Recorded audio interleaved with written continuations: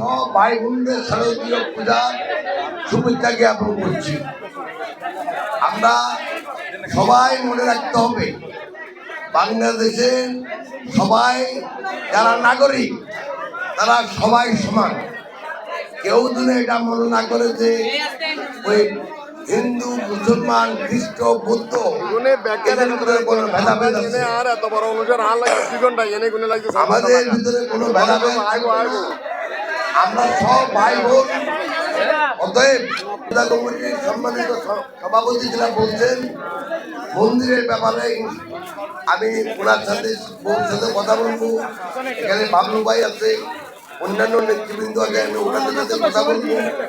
আমি এইটুকু বলবো, আমার আসার একটাই কারণ, সেটা হলো আমাদের ভিতরে যেন সম্প্রীতি বজায় থাকে। আমাদের দলের নেত্রী, দলের এখন বর্তমান অ্যাক্টিভ প্রেসিডেন্ট সাহেব, ওনার নির্দেশ যে আমাদের ভিতরে কোনো ভেদাভেদ নাই, ধর্ম যার উৎসব সবার। আমরা আপনাদের সাথে আজকে আপনাদের সবাইকে শারদীয় শুভেচ্ছা জানাচ্ছি। একই সাথে আপনাদের সাথে আমরা একাত্মতা ঘোষণা করে শেষ করলাম। নমস্কার।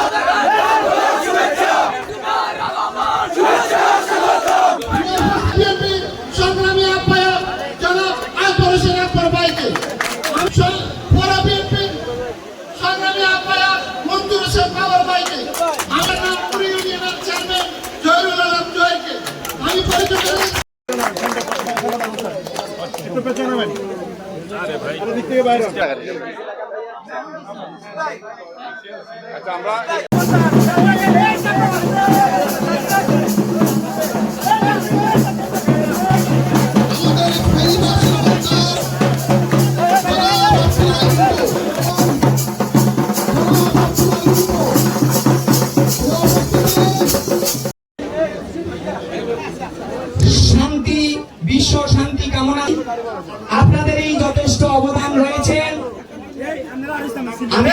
তবু আমরা অতিথি মহোদয়ের কাছে দাবি জানাচ্ছি, পৌরসভার একটি মডেল মন্দির হিসেবে পরিচিত করবেন এবং আমাদের এই আনন্দকে আরো বেশি প্রবৃদ্ধ করার জন্য